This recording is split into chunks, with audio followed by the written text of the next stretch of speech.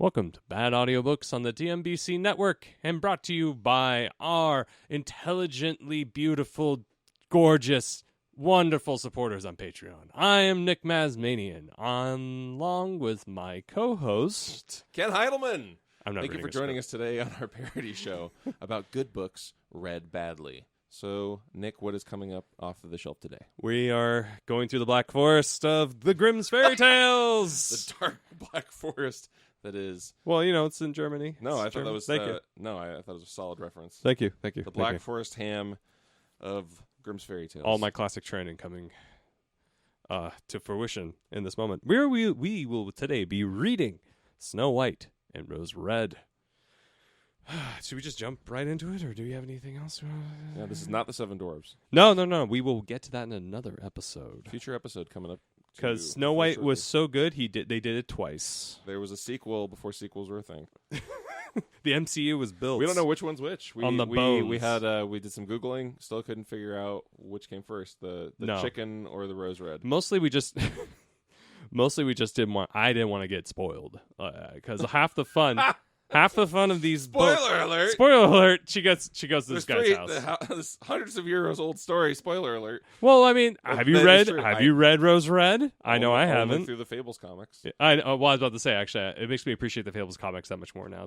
Doing this, but I didn't really realize that she had her own standalone story. Yeah, I was actually gonna say, if you have not read the Fables comic book series, do yourself a favor, go do that. They're amazing. They are fantastic. There's multiple spinoffs. There's I don't know dozens, but at least a dozen. It's like 20 graphic novels to read. It's an epic length. Yeah. But they're all so good, especially once you learn more and more about the characters and stuff. It gets really good. But back to the book. Spoilers, because, I mean, I haven't read this. It's new to me. And, I'm hoping it's new to everybody else. And it's certainly new to me as well. I mean, I know for a fact I have not read through any of these stories before, so this will be fun. So, we don't know which came first, unless they start name-dropping Dopey and stuff like that, which I'm pretty sure is not the original names until we read that book. I have a feeling they didn't have names. Probably not, since the last story, literally, the princess was named Briar Rose because of the bush that grew around the castle. She didn't actually have she did not have a name. Given name. I wonder if the prince was just like, I'm just going to call you... have a name either? No, well... We've already forgotten, and we were the ones reading. He was a forgettable protagonist, but I don't think he had a name, and I think he just kept calling her Briar Rose, and she's like, "My name is Cindy. Thank you. I will save." No, we're not I will save you. I'm just gonna save you. I don't care what your name is. Let's get married. Female agency is Snow White and the Rose Red. Lackluster in this series. Let's get to it. I know, but anyway, we'll dive into it now. Okay. Hang on, let me bring my book up because I have the microphone here. Hang on, let me do a more narrative voice. I'm going to try that out today. Okay. Oh, God. There was in a world.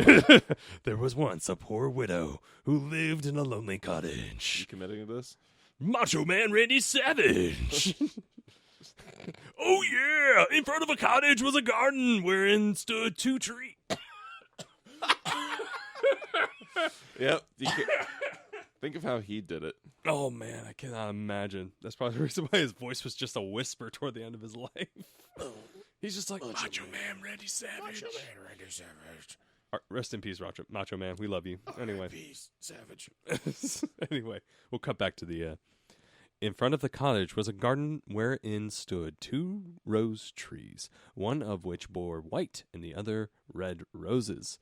She had two children who were like the two rose trees. One was called Snow White, the other Rose Red. I like that alliteration with Rose Red a little bit. Anyway, they were a good. Is there anything for you? No, that's coming up. I don't care. All right. Keep going. Sorry. I'll jump in to make fun of shit. Okay, good. They were as good and happy, as busy and cheerful as ever two children in the world were. Only Snow White was more quiet and gentle than Rose Red. Rose Red liked better to run about in the meadows and fields, seeking flowers and catching butterflies. But Snow White sat them. What? So killing butterflies. But is this going to turn into Blade Runner? And I'm just going to be like, and here's the killing jar. I mean, it's what it sounds like. I mean, I doubt you're catching butterflies and not damaging their wings enough to kill them. Have you ever caught butterflies? And yes, and I killed them. Oh. Doing it. Oh. Well, that's sad. Have you caught butterflies? No, Have I you was. not killed That's them? why I was asking.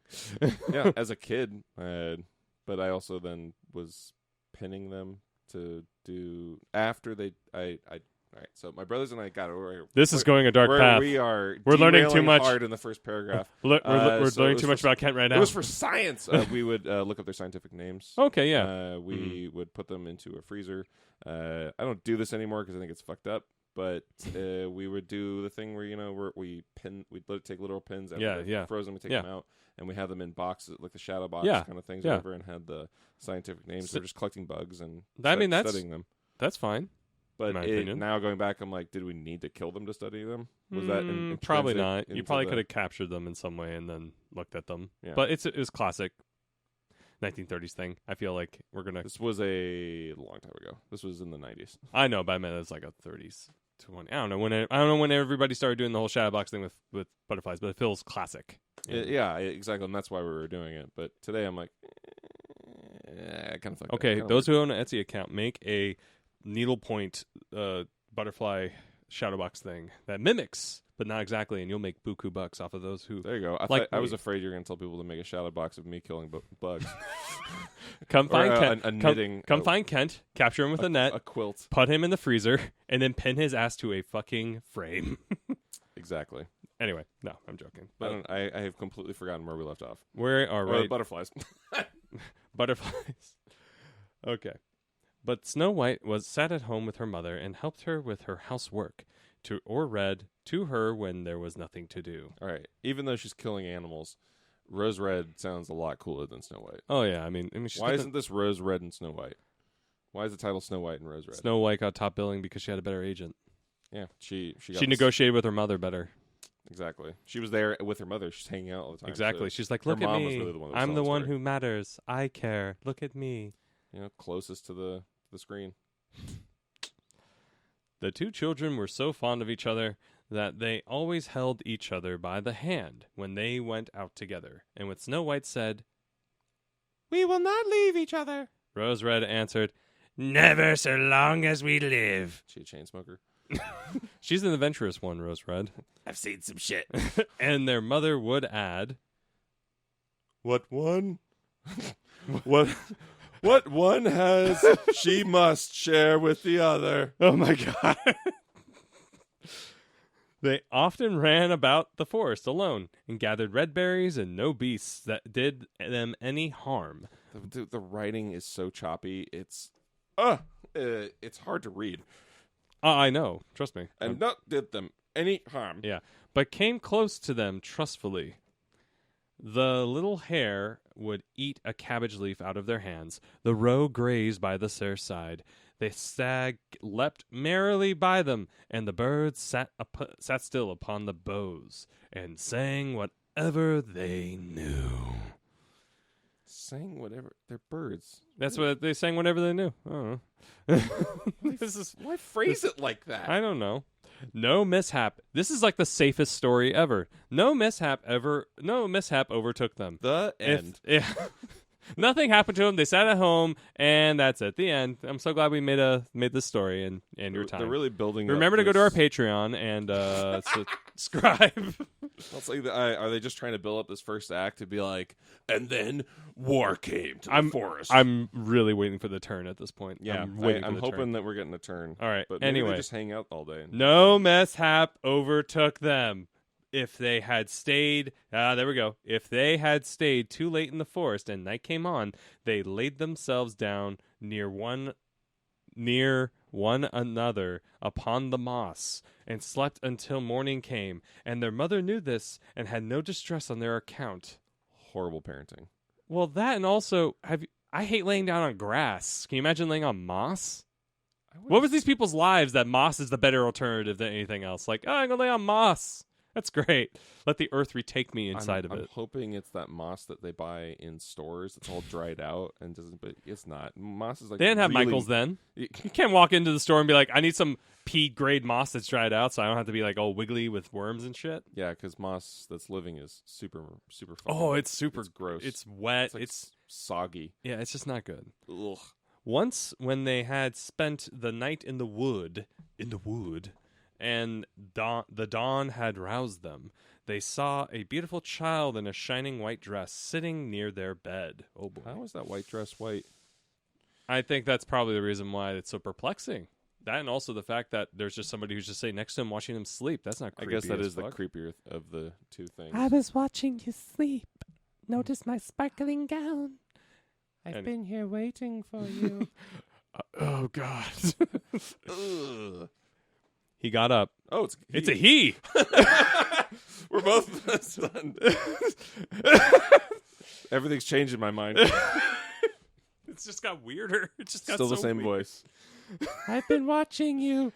My name is Jacob. He got up and looked quite kindly at them. Oh, Jesus. It's just getting worse. But said nothing. Oh, even better. And went away into the forest. That is creep mode 1000%. Hi, what's your name? Just keeps eye contact. That's nice. Oh my God.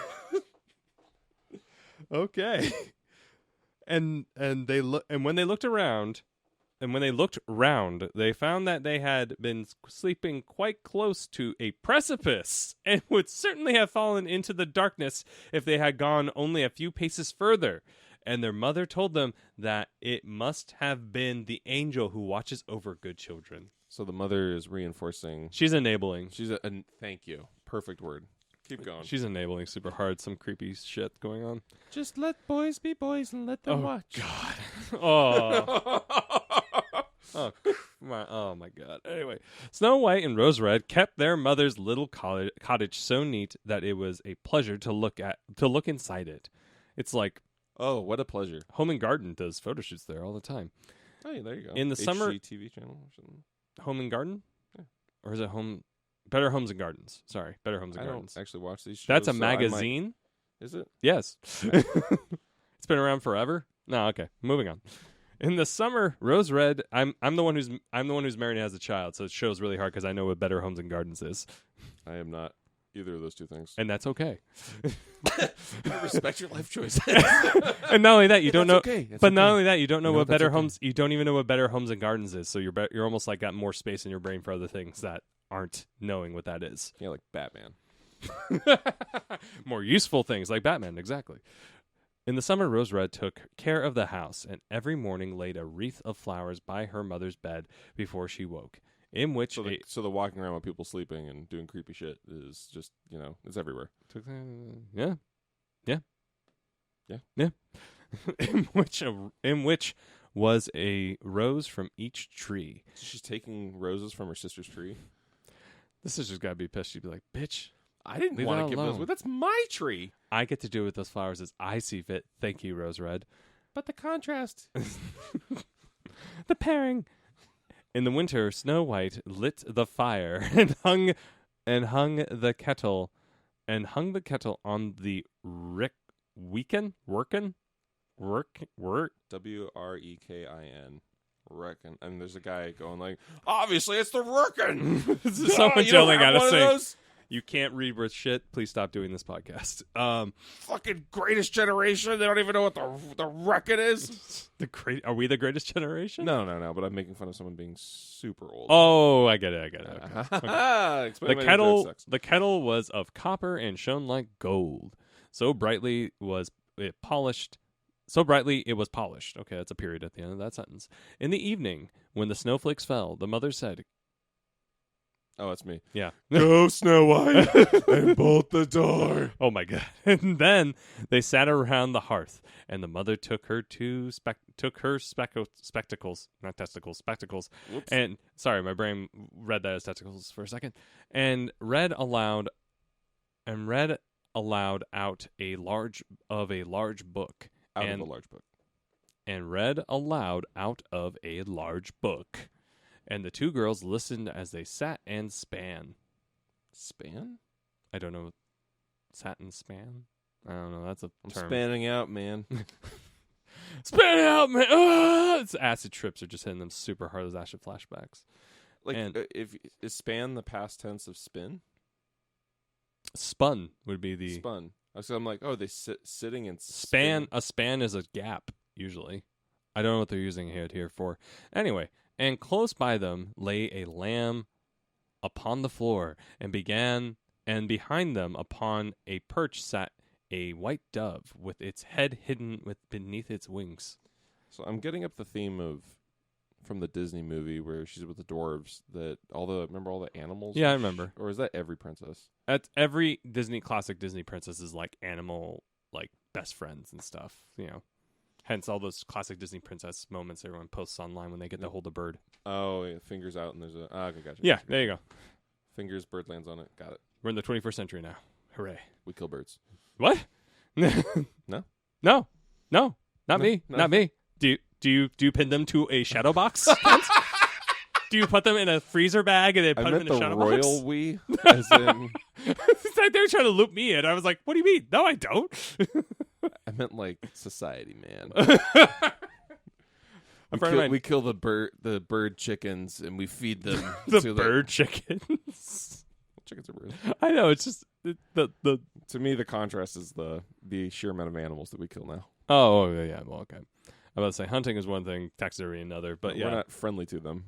No, for the most part, I think I was vegan or vegetarian or something like that. No, I eat them myself. But I'm about to say, do you cry? Do you cry into your burger every time you eat it? It's so delicious. Oh my god, you're so yummy. I'm so glad you died. Okay, so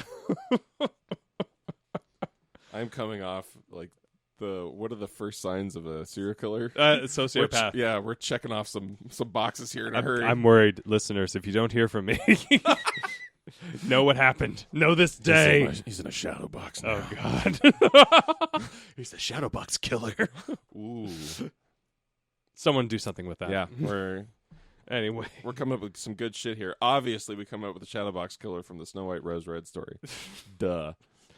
I think that's what the little boy was who disappeared into the forest. Ooh, shadow box killer. Yeah, there you go. Rose Red... Wait a minute, did I say that right? Yeah. Okay. Rose Red... This is after... Okay, we went to the whole scene. Okay, there we go. One evening, as they were thus sitting comfortably together, one knocked at the door as if he wished to be let in. The mother said... How do you read... That's not what the mother said. A knock from the door as being wanting to be let in. You're going off script. Not being let in. I don't know. How do you read the emotional state of of a knock? The intention of a knock. Yeah. I don't know. I don't get it.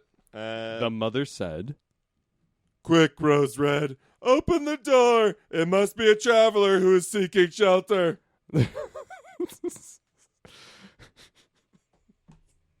Okay. Rose Red went and pushed the door back pushed the bolt back, thinking that it was a poor man, but it was not. It was a bear that stretched its broad black head within the door. Rose Red screamed and sprang back. The lamb belated, and what? That's my lamb. That's a lamb. Yeah. It sounded like in terror. It sounded like a pig. But meh. Meh. I guess that's good. I'm kind of being a dick for making fun of your sound effect. But anyway, the dove fluttered. Can you do the... There you go. I'm liking the sound effects. This works well for the action. And Snow White hid herself behind her mother's bed. But the bear began to speak and said, Don't be afraid. I will do you no harm. I am half frozen and only want to warm myself a little beside you. Poor bear, said the mother. Lie down by the fire. Only take care that you do not burn your coat. Then she cried, Snow White, Rose Red, come out. The bear will do you no harm. He means well. Okay. So they both... Nailed it. Yeah. The mother's voice is just perfect. So they... hang on. So they both came out, and by, the lamb and the dove came nearer and were not afraid of him. The bear said, Yeah, children, knock the snow off of my coat a little. Yeah, this is going to get in some weird territory. So they brought the broom and swept the bear's hide clean, and he stretched himself by the fire and growled contentedly and comfortably. It was oh yes. It was it was not long before they grew quite quiet. They grew quite at home.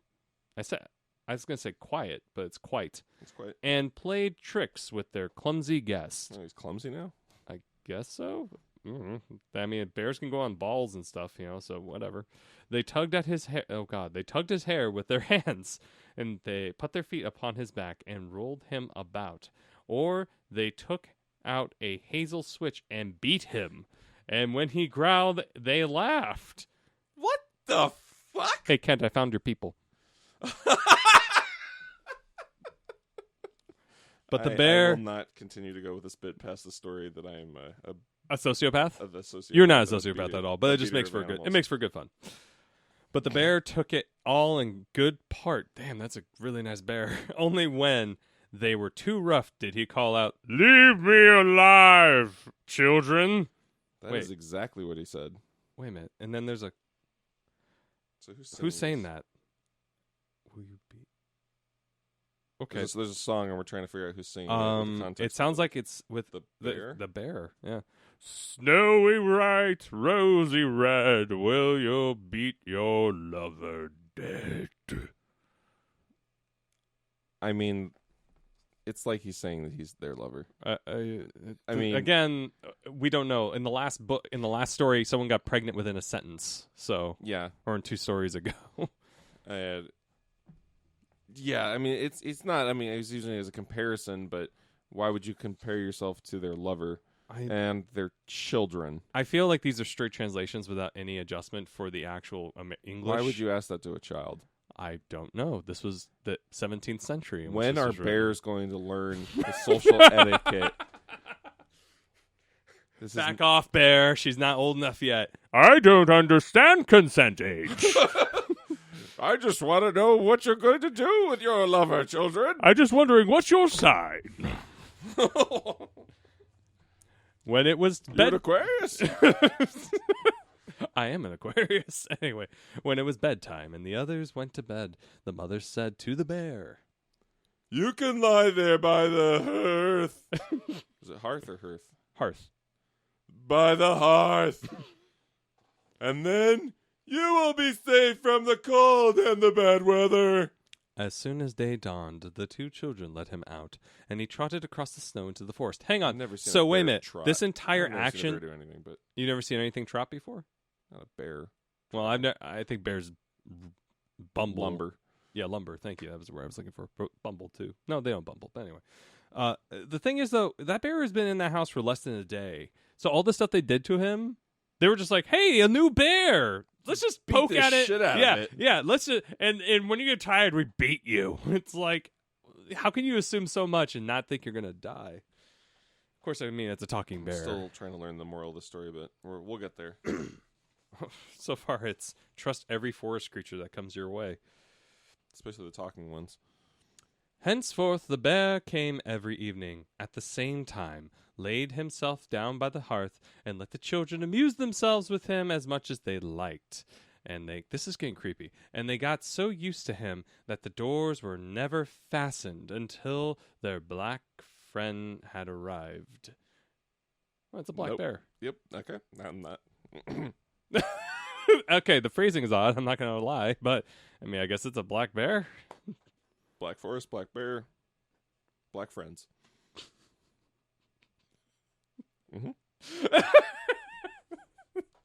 Controversy. Anyway, when spring had come, excuse me. When spring had come and all outside was green, the bear said one morning to Snow White, "Now I must go away, and I cannot come back for the whole summer." "Where are you going then, dear bear?" asked Snow White. The formatting is terrible. I must go into the forest and guard my treasures from the wicked dwarves. Dwarf reference. Oh, shit! In the winter, when the earth is frozen hard, they are obliged to stay below and cannot work their way through. But now, when the sun has thawed and warmed the earth, they break through it and come out to pry and steal. And what once gets into their hands and in their caves does not easily see daylight again. We've got the Snow White cinematic universe forming. Seriously, I'm pretty excited. We're getting some lore laid down. Makes me want to go watch the Huntsman movie that came out a couple years ago now. Christ, that's right. Yeah, it's got Thor in it. Yeah. It's very good. He's pretty goddamn funny. No, he's hilarious and a genius. There, my original description stands. My original description stands. Snow White was quite sorry for his going away, and as she unbolted the door for him, and the bear was hurrying out, he caught against the bolt, and a piece of his hairy coat was torn off. Oh, God. Jesus. And it seemed to Snow White as if he had seen gold shine. That she had seen gold shining through it. But she was not sure about it. The bear ran away quickly and was soon out of sight behind the trees. So there was gold shining under where the So he's a golden bear, I guess. I think I'm remembering this story. And Really? Okay. It's Well, don't tell me anything. Don't tell me anything. Guess what? I mean, like all things duh. Grimm Fairy Tales, it's going to get weird. I'm sure. A short time afterwards, the mother sent her children into the forest to get firewood. They were found they found some firewood. There they found a big tree, which lay felled on the ground, and close by the trunk something was jumping backwards and forwards in the grass. But they could not make out what it was. It just keeps going back and forth. When they came nearer, they saw a dwarf with an old withered face and a snow-white beard, a yard long. All right. Here it comes. Would you use a phrasing as Snow White for describing someone's beard when you have a character story no titled Snow White? No. And there's no other way to describe that beard. There's no other Snow color. White. There's no other color but snow white. That's it. A child for a beard. So it's in the shape of her face. Exactly. Yes, he said that's Snow White beard. So just imagine her face in beard form. The end of the beard was caught in a crevice of the tree, and the little fellow was jumping backwards and forwards like a dog tied to a rope. Ow, God, and did not know what to do. Can you imagine pulling on your beard like that? That's gonna hurt like hell. It's a long fucking beard that you can do moves. I know, that's like what I'm trying to say. Gain torque on it. Oh. He glared at the girls with his fiery red eyes and cried, "Why do you stand there? Can you not come and help me? Or come here and help me?" What? Oh, you gotta do Rose Red too? You're Rose Red. Am I Rose Red? Yeah. You read her as like a... Okay, then it's been about a hot minute since we've heard from Rose Red at all in the story. She doesn't. Snow White was soft, and you all did right. her as like a... Oh, I don't remember the voice, so I'm just gonna... rougher. Just make something up. Yeah. What about... No, she's not from Brooklyn. Gotta make it at least somewhat female. What? No. Working it out. Working it out. Sorry. I gotta find this voice. What?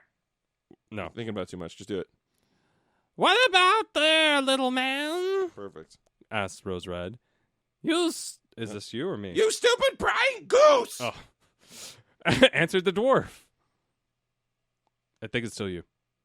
I don't even see. It's to the next... Holy shit. I think I'm monologuing here. There we go. Go. "I was going to split the tree to get a little wood for cooking. The little bit of food that one of us wants gets burnt up directly with thick logs. We do not swallow so much as you coarse, greedy folk. I had just driven the wedge safely in. I'm going to describe every action in detail now. I was about to say, how much cocaine did this dwarf ingest before he went chopping wood? And everything was going as It's a whisk. You know how it is. And I had this idea. I was with my friend, and we were buddies, and we were going to the party beforehand. Okay. And you the witch's wood was too smooth. Pitch me and later. suddenly sprang asunder. And the tree closed so quickly. You know how it is. And then I could not pull out of my beautiful white beard. So now it's tight in, and I cannot get away. And this silly, sleek, milky-faced thing laughs. How odious you are! Whoa.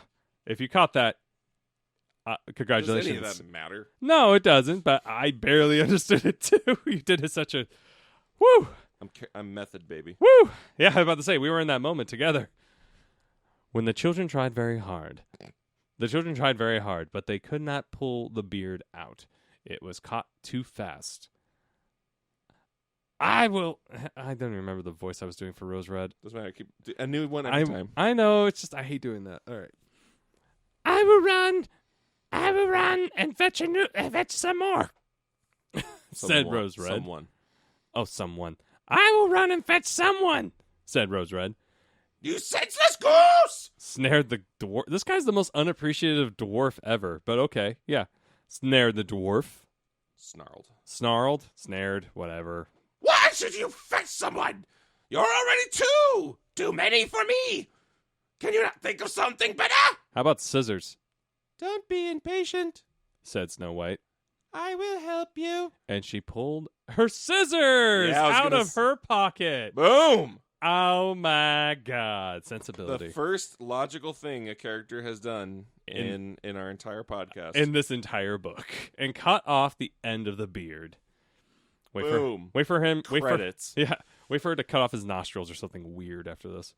As soon as the dwarf felt himself free, he laid hold of a bag which lay amongst the roots of the tree, and which was full of gold, and lifted it up, grumbling to himself. Unclogged people! To cut off a piece of my fine beard! Bad luck to you! Super unappreciative dwarf. And when he swung the bag upon his back and went off without... And then he swung the bag upon his back and went off without even once looking at the children. I think there's a good point to jump into our ads. We're gonna seamlessly take a little break. We're gonna very seamlessly transition to it's time for a little ads. So smooth, smoothest of smooth on this podcast. Man, that production value that they do on this show is the best. You know, that's what the good people are here for. Is for our professionalism. Exactly. But Nick, yes, Kent. I'm just gonna randomly ask. Don't you have a book that you're writing? You wrote? I've written a book. It is my first book. It's called Where Monsters Lie. It has been described as a cyber pulp novel in which a mover is trapped and has to fight against his life as rich people pilot robots. Who's describing it that way? A reviewer that actually has only one review of it online, and they reviewed it, and it's the best damn description of that book I've had. Cool. So grab your cyber pulp itch scratch today. Anyway. For Where Monsters Lie? Yeah, Where Monsters... Where can people find that? You can find Where Monsters Lie on Amazon.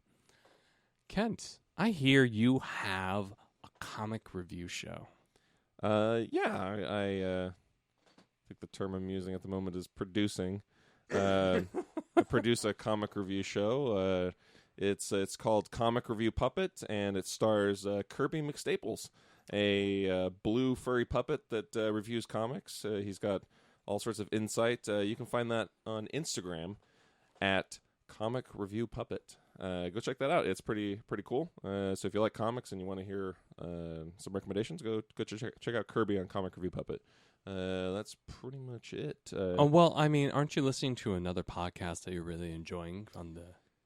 I am. It happens to also be on this this very network, the TMBC network. The TMBC network? My God. And it is called Gone in 60 Seconds. If you enjoy Nick the antics and the awesomeness that is Nicolas Cage movies, you should check out Gone in 60 Seconds. It is a breakdown of each individual movie that Nick Cage has starred in. Have they done Mandy yet?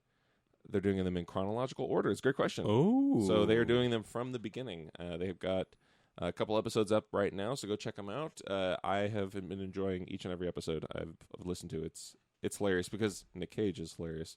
It actually inspired me to go out and buy is it sequence pillow? Yeah, sequence pillow. It's a sequence pillow that's solid red on one sequence, and then if you push them down, it reveals Nick Cage's face. So that is the end of the ads.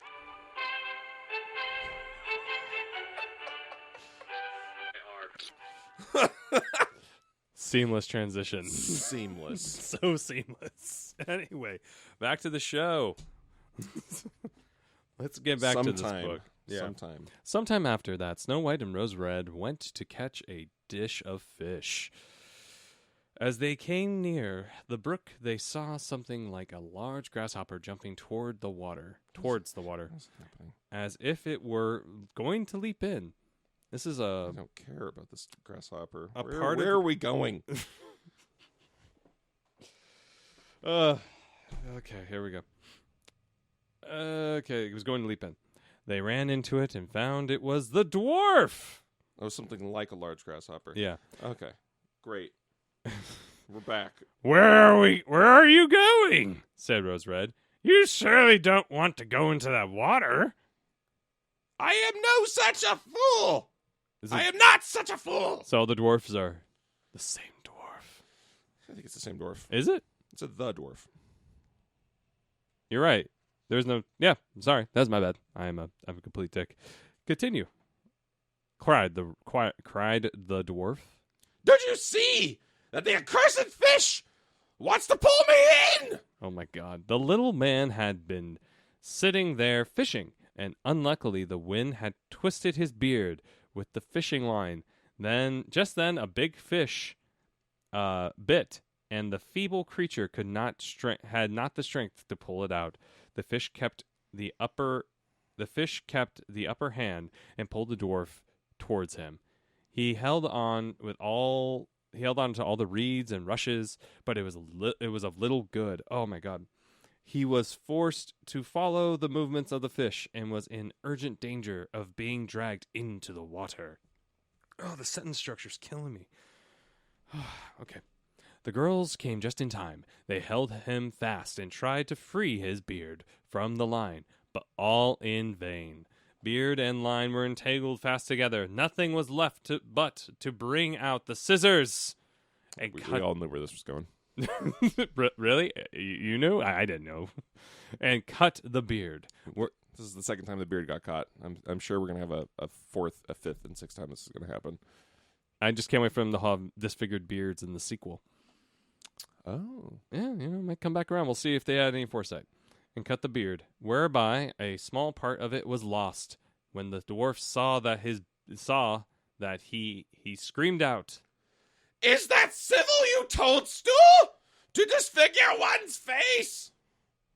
Was it not enough to clip off the end of my beard? Oh my God. Now you have to cut off the best part of it. That was my favorite part. It was the one that everyone complimented at the parties. The tip of his beard was magnificent. I cannot let myself be seen by my people. I'm an outcast now. I'm estranged from my family and my friends.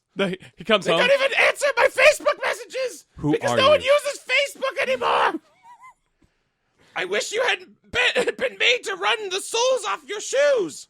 Then he took out the amount of just sheer hatred that comes from these guys who are stuck and going to die from being helped is just insane to me. The Good Samaritan gets burned every time, apparently. Yeah. So, is that the moral of the story? Don't help anybody? The end? Then he took out a sack of pearls, which lay in the rushes, and without saying a word more, he dragged it away and disappeared behind a stone. So before we go any further, where do you think his beard is getting stuck next? The ass crack of the bear. That's not really a good guess. I don't know. Where do you think it's going to get stuck? I have no idea. Oh. I mean, I'm now starting to slightly remember this, and it might have been from those Fables comics. So I'm starting to get flashes of things, but I'm guessing. I don't know. I have no idea where it's going to stuck next.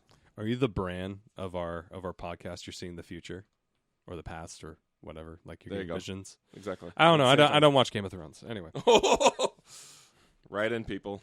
Send the hate mail. I have lost half our audience by saying that just now. But anyway, I've seen every episode. It's great. Yeah, you compensate. You're the yang to my yin or whatever. We do that a lot on a lot of things. So we've got the bases covered. Oh yeah, I feel like we're good to go. Pray continue. It happened that soon afterwards, the mother sent the 2 children to the town to buy needles because she had to get her heroin addiction fixed.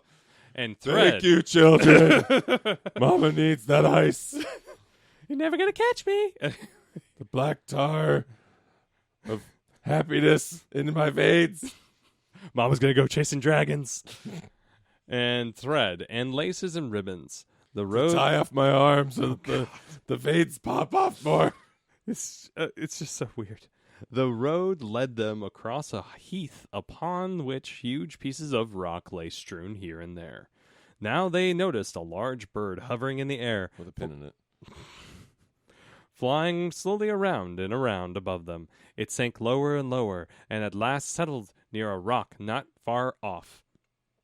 Directly afterwards, they heard a loud, petuous cry. Oh, God, if it's stuck in the bird's beak, I'm just going to be like, why? They ran up and saw with horror that the eagle had seized their old acquaintance, the dwarf, and he was going to carry him off. Good riddance. That guy's an asshat. The children fly full of pity, which they shouldn't have because he was ungrateful to them every time they helped. At once took tight hold of the little man and pulled against the eagle so long that at last he let his booty go. Let my booty go. As soon as the dwarf... You mean booty like his treasures or something? I'm assuming that's what they meant by booty. But, booty. Anytime I get to say booty, it's always fun. But they hadn't introduced the fact that the bird was taking hold of the bag and not him? Yeah. Yeah. Said that there's no clarification in these stories. This is great. Okay, yeah. Cool. You get the after effect.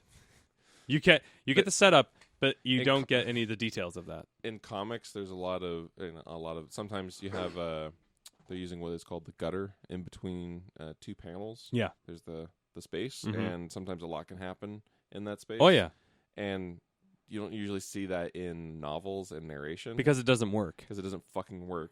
But unless you make it very... Don't tell that to the Brothers Grimm.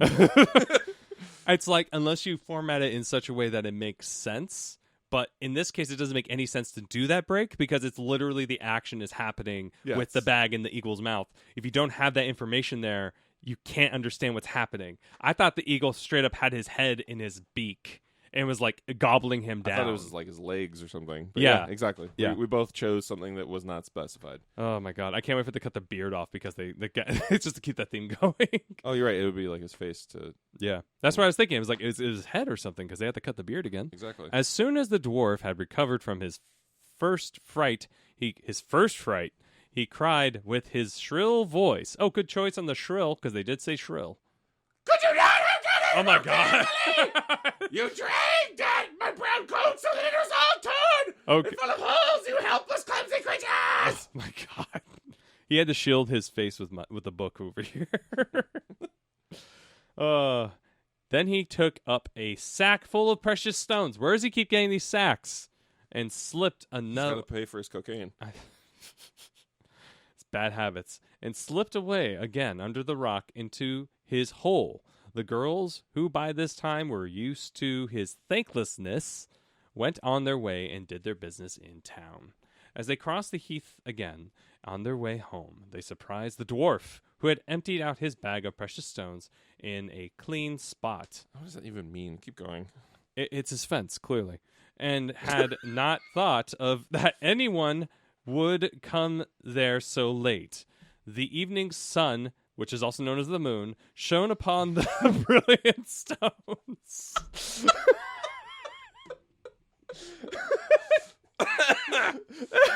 I'm sorry, I made myself laugh. Because I have a conversation with my child who's 2.5, and she's like, "Oh, it's the sun," and it was behind clouds, and she's saying, "Oh no," she said, "It's the moon." I'm like, "No, it's the sun, dear. It's the sun. Don't look directly at it." So when you said the evening sun, I just went to that vision for some reason. It's not funny when you explain it. Anyway, what do we got? There we go. Glittery and sparked with all the colors. Hang on. The evening sun, okay. Brilliant stones. They glittered and sparkled with all their colors so beautifully that the children stood still and looked at them. Why do you stand gaping there? Cried the dwarf, and his ashen gray face became copper red with rage. He was going on. The amount of possessiveness that all the male protagonists have in this book is insane. Anyway, he was going on with his bad words when a loud growling was heard, and a black bear, hey, it's our friend, the black bear, came trotting towards them out of the forest. The dwarf sprang up in a fright, but he could not get to his cave, for the bear was already close. Then, in the dread of his heart, he cried, "Dear Mr. Bear, spare me! I will give you all my treasures! Look, the beautiful jewels lying there! Grant me my life! What do you want with such a slender little fellow as I?" God, he's so long-winded, the dwarf. "You would not feel me between your teeth! Come, take these two wicked girls! They are tender morsels for you! Damn! Act as young quails! Num num num! For mercy's sake, eat them!" Oh, okay, I get this talk. Not that. This guy has got more dialogue than any other character in any story we've read. Yeah. Why is he... It's insane. The bear took no heed of his words. Also, he sold those kids up the creek really fast. Oh, yeah. The bear took no heed of his words, but gave the wicked creature a single blow with his paw, and did not move. And he did not move again. Murder. DG, don't give a fuck. Get out of here. One shot. What's it called? Where you do a one hit. One shot. Draw. One shot. One shot. You just one shot. There it is. He one shotted him. Yeah, there you go. That was it. Yeah. We're cool and hip. We play games and are into the culture. Fortnite. The girls had run away, but the bear called to them. Oh, right. "Snow White, Rose Red, do not be afraid. Wait, I will come with you." Let me get this murder blood off my paws. I was going to say. Then they knew his voice and waited. And when he came to them, suddenly, his bearskin fell off. Oh, and he stood there, a handsome man. Oh, clothed all in gold. Yeah, this is. What the shit? I'm pretty sure it's a human being inside there. What and the shit? Just think of the reasoning. Well, I'm sure we'll have to find out. But Yeah. if it wasn't a spell that did it, No, it wasn't. This guy's just taxidermied a fucking bear suit around him. I want to hang out with families. I was as about a to bear. say. I love when children play on me. I am a bear. Oh. So just don't hate on my lifestyle. I was about to say, does he identify as a bear? I think this is exactly what it is. Oh, good. We're about to find out, though. I am a king. Wait, he's got to change his voice. No, do the same voice. All right. Same voice. "I am a king's son," he said, "and I was bewitched by that wicked dwarf who had stolen my treasures. I have had to run about the forest as a savage bear until I was freed by his death. Why didn't you kill him sooner? Now, well, he probably had to find him. Now he has gone." Was he inside their cabin all the times that he visited? What? I'm sorry? Was the dwarf inside The cabin? No. that Rose Red and Snow White live in? No, He visited so many times while he was not looking for the dwarf. Oh, yeah. If only he didn't visit those children all the time during the winter. Might have gotten a lot. Sorry. Got that done. Got that done sooner. Now he has got his well-deserved punishment. So. No. Do you I will. Paragraph? I will get. I will get there. About to happen. I will get there. We're about to. This is I about will to get there. fucking nuts. I will get there. I want to take a moment, and say, I thought there were multiple dwarves in this story because the way he was saying it. Oh, but I thought apparently there was a single one. I don't know. This book jumps around like madness. It was clear to me that it was all one dwarf. Really? Yeah, but maybe that's because of the comic or whatever I had read before. Yeah, I had no visual reference. So my thing was I thought multiple dwarves, they're like rabbits that come out of the ground and steal people's like gold and shit. No, it was all, well, because he said some things that was like, you cut my beard again kind of thing. Well, I'm looking at well, hang on. We'll get okay, let's finish. Let's not sidetrack. Snow White was married to him. And Rose Red to his brother. And they divided between them the great treasure which the dwarf had gathered together in his cave. The old mother lived peacefully and happily with her children for many years. I am peaceful now. She took the 2 rose trees with her, and they stood before her window, and every year bore the most beautiful roses, white and red. Why do they have to get married to them? Why does anybody have to get married to anybody at the end of these stories? Because the patriarchy. Every time. Every fucking time. Well, I mean, the thing that also is weird is that Rose Red married his brother. Yeah. Which was never talked about. Never introduced once. And, I mean, good for them if they're happy, but I doubt it. Is it weird to have your sister-in-law be your sister? Little. Well, hang on. Back then? Sister-in-law be your sister. Because you're talking about in the case of the prince? Because they're both married to brothers. Yes. So their sister-in-law is also your sister. Just your normal sister is also your sister-in-law. No, the in-law part is the person who you're marrying. Okay, so and that means so you have a wife, yes? Yes, I have a wife. And he has a brother. Last I checked. Uh-huh.